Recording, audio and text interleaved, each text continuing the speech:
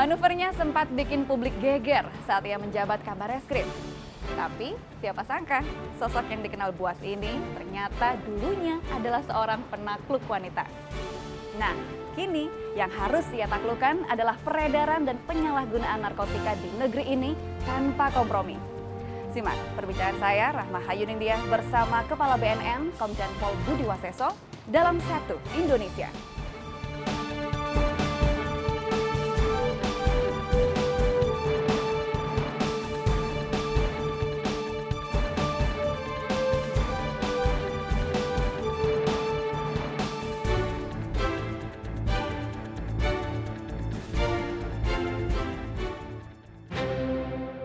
Dikenal sebagai sosok yang tidak kenal kompromi terhadap indikasi tindak pidana, julukan Gaduh sempat melekat pada Budi Waseso.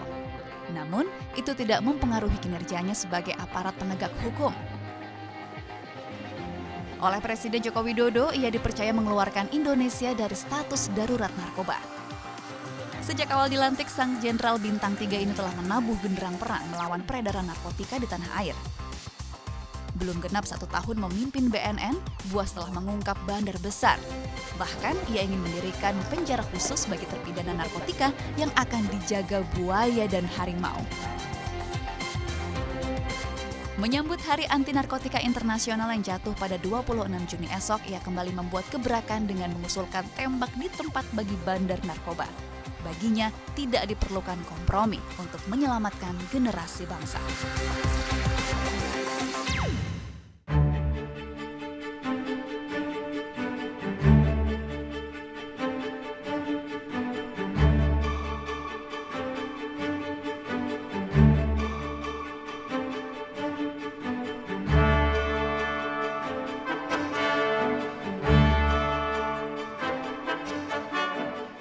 Satu Indonesia kali ini menyapa Anda langsung dari Markas Badan Narkotika Nasional. Sang Kepala BNN sudah ada di samping saya, Bapak Budi Waseso. Pak Buas, apa kabar? Baik.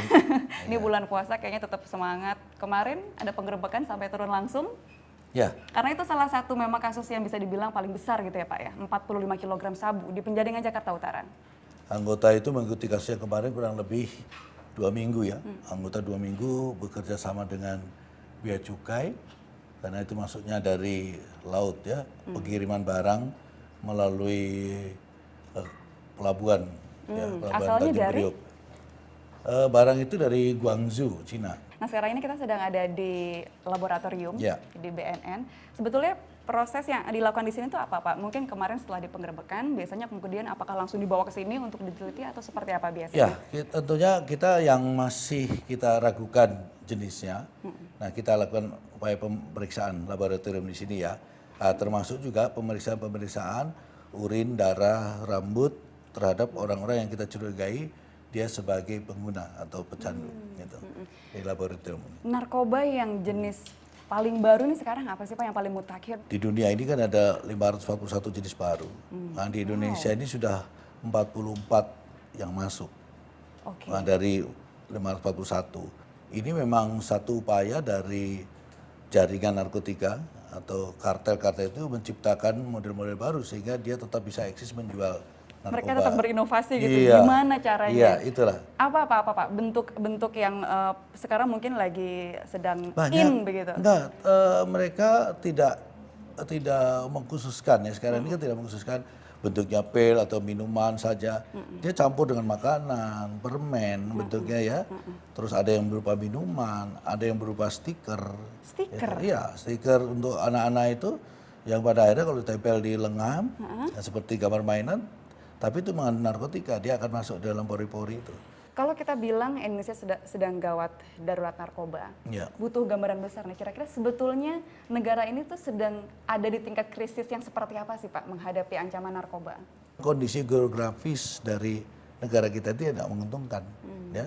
Selain penduduknya besar, tapi posisinya pulau-pulau yang mudah dimasuki. Dari hasil penelusuran kita BNN itu ternyata seluruh produk narkotika mengirimnya ke Indonesia. Jadi betul Indonesia itu adalah pangsa pasar Iya. terbesar Untuk narkoba ASEAN. di ASEAN. Ya, ASEAN.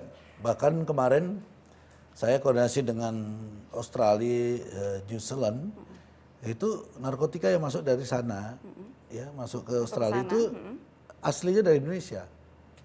Jadi melalui Indonesia, ya salah satunya adalah dari Pulau Bali dan Jogja, daerah pariwisata masuknya, ya. Ini mengkhawatirkan karena kepala daerah juga kena. Kemudian tadi Bapak bilang aparat, orang-orang yang ya, seharusnya menjadi teladan lah untuk kita. Mereka malah tersangkut kasus narkoba. Ini jadinya siapa yang membuat ini langgeng gitu kayak bisnis narkoba di Indonesia sampai sekarang masih jadi pangsa terbesar? Di sini yang harus kita tangani adalah dua sisi permasalahan narkoba, yaitu adalah masalah demand dan supply ya. Nah, demandnya itu pencegahan kita. Bagaimana kita hilangkan pangsa pasarnya nih.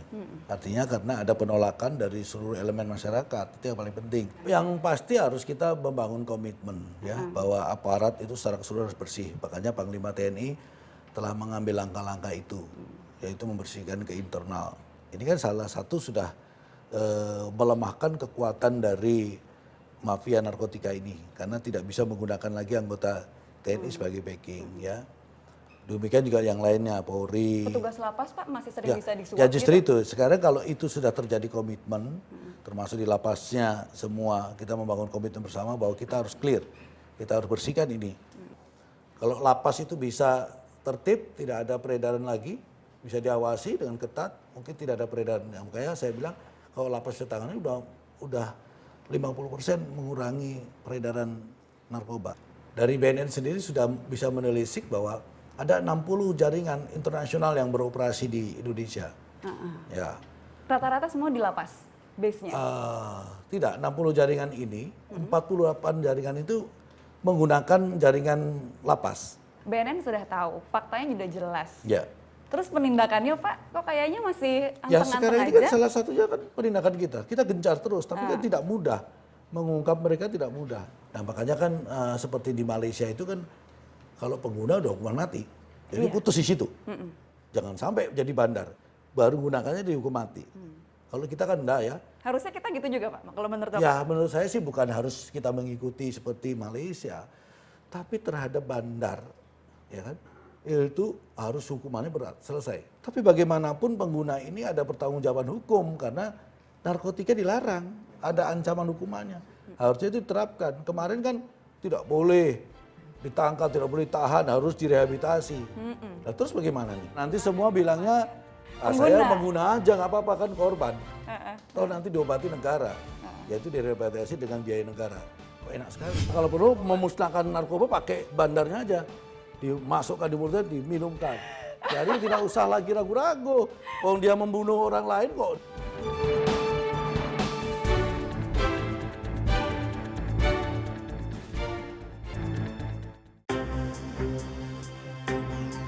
Suruh jaga orang gila gitu di rumah sakit jiwa gitu.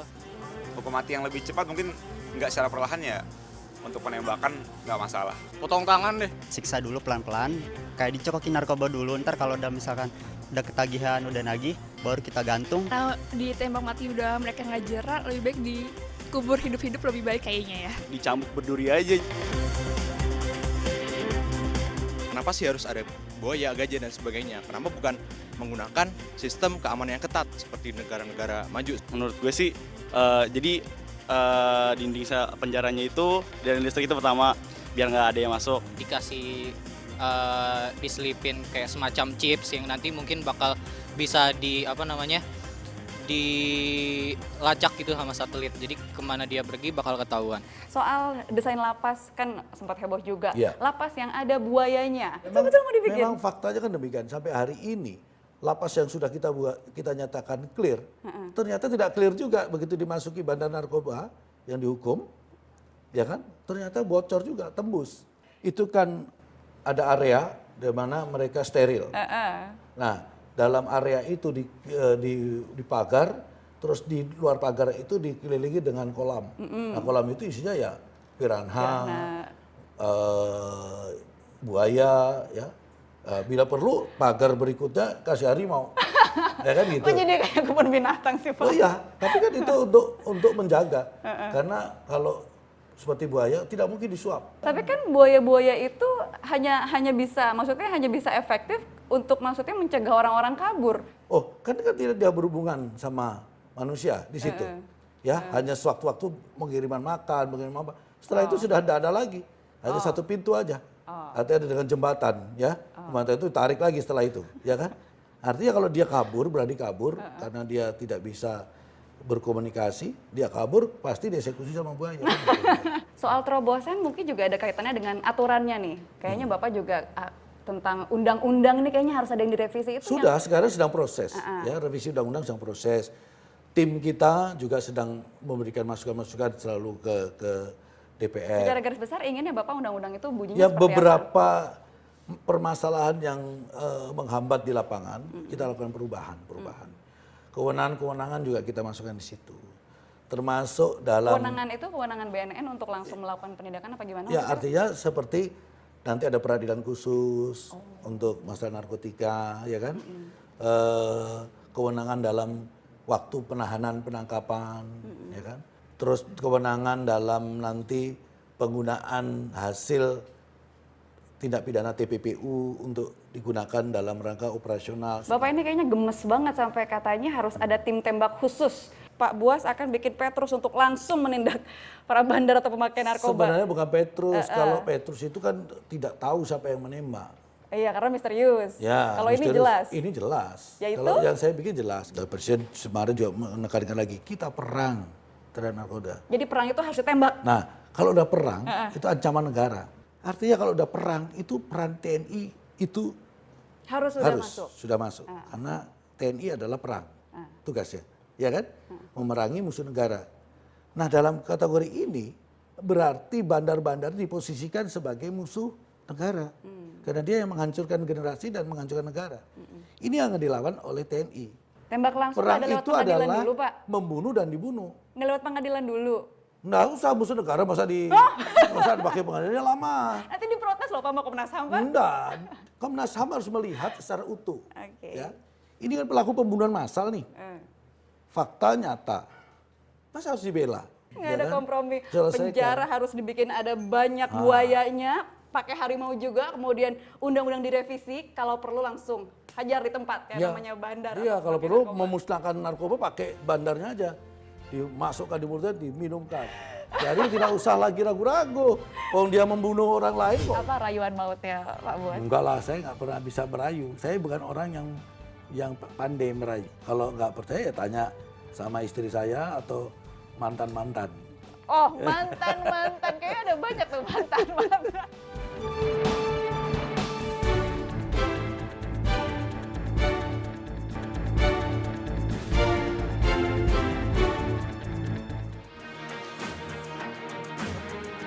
Perjalanan karir Budi Waseso selalu diwarnai isu yang membuat geger. 2010 saat ia menjabat Kepala Pusat Pengamanan Internal Mabes Polri, ia menangkap atasannya sendiri, Irjen Pol Susno Duwaji, yang saat itu tersangkut kasus korupsi pengadaan simulator SIM oleh KPK. Lulusan Akpol 84 ini kembali mendapat sorotan kala mengusut kasus dugaan korupsi yang menyeret petinggi Pemprov Gorontalo. Buas kemudian dimutasi ke Jakarta dan mendapat promosi jabatan Widya Iswara Utama Mabes Polri sebagai Irjen Pol. Awal 2015, ia pun dipercaya menjadi Kabar Reskrim menggantikan Komjen Suhardi Alyus. Kenaikan jabatannya sebagai Komjen berlangsung di tengah mencuatnya penetapan tersangka Komjen Budi Gunawan oleh KPK. Kegaduhan kian menjadi saat Barreskrim Polri menetapkan para pimpinan dan penyidik KPK sebagai tersangka. Publik pun dibuat geger dengan aksi Sang Jenderal Bintang 3. Akhirnya, September 2015, Budi Waseso dicopot dari Kabar Reskrim dan Presiden Joko Widodo mendaulatnya sebagai Kepala Badan Narkotika Nasional.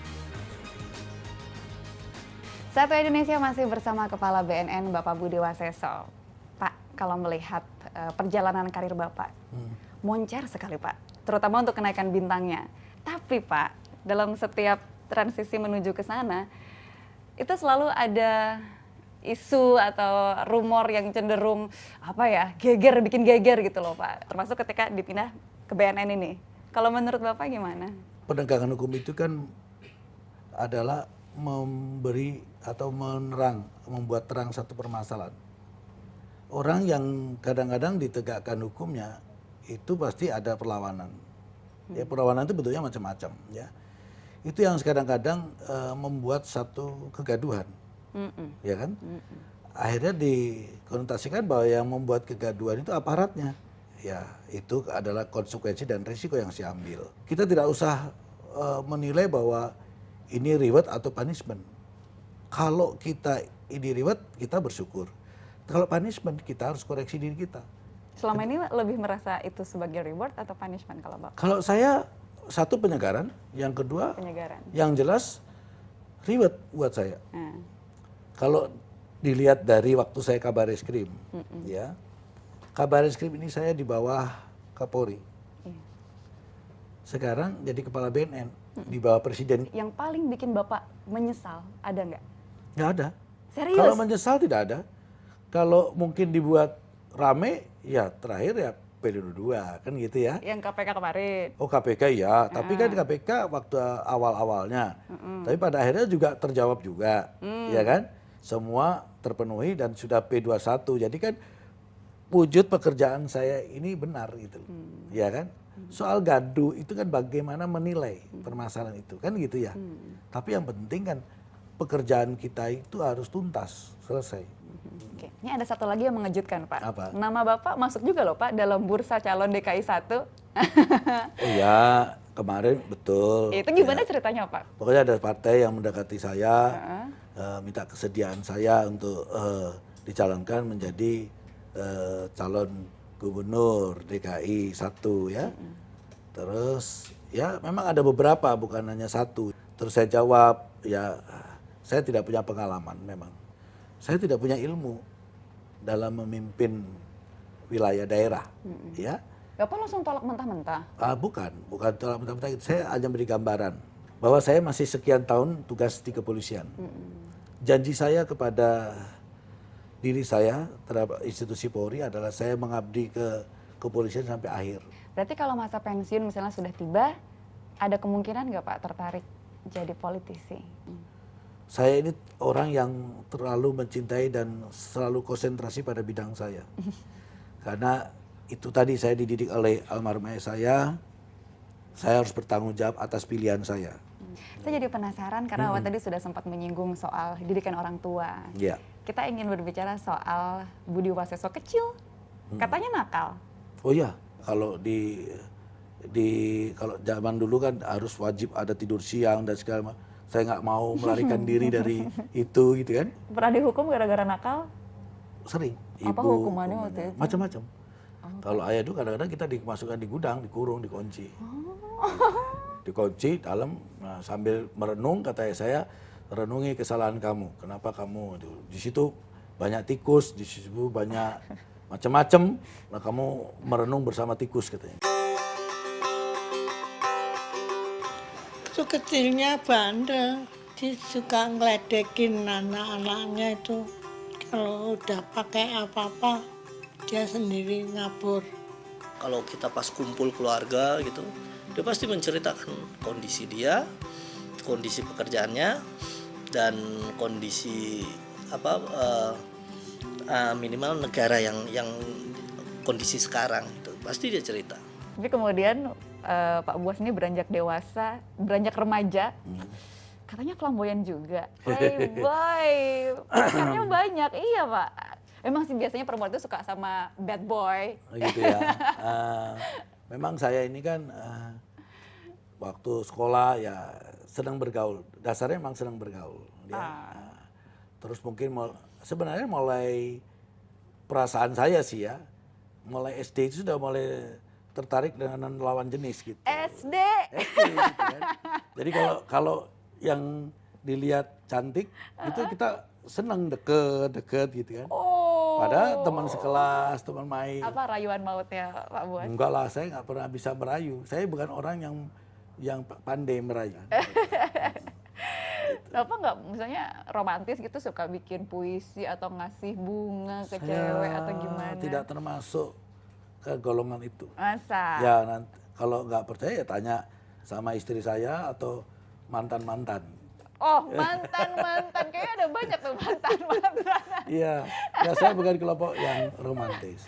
Nah, kalau tadi kan kita sudah berbicara soal keluarga. Nah, ini kita ingin berbicara lagi untuk mencetak generasi anti narkoba. Sebetulnya apa hal yang bisa dilakukan dari lingkup terkecil ini, keluarga, untuk melahirkan generasi yang bersih dari narkotika? Apa, Pak? Ya, itulah peran seorang ibu. Peran seorang ibu rumah tangga penting. Itu salah satunya. Kedua, saya juga harus melihat dari lingkungan sekolah. Sekarang saya membuat relawan-relawan di sekolah-sekolah untuk menyuarakan anti narkotika. Itu keinginan saya dari taraf SD, SMP, SMA. Dan itu menyeluruh seluruh Indonesia. Makanya saya membuat kader-kader yang ada di lingkungan sosial. Ya, untuk mengantisipasi, memberikan pemahaman masyarakat supaya ada pengawasan termasuk pencegahan dini. Ini yang sekarang saya buat. Sehingga harapan saya ke depan tidak ada lagi. Ya, pangsa pasarnya sudah hilang. Gitu. Baik, terima kasih banyak Pak Budi Waseso atas waktunya sama-sama. dan perjalanan kisahnya. Luar biasa, pasti ada inspirasi yang bisa kita petik untuk kemudian juga jadi pelajaran buat kita semua. Demikian Satu Indonesia kali ini. Siapa lagi kira-kira tokoh inspirasional yang akan kita ajak bincang-bincang? Saksikan terus Satu Indonesia minggu depan. Saya Rahma Hayudindia. Sampai jumpa. Terima kasih banyak.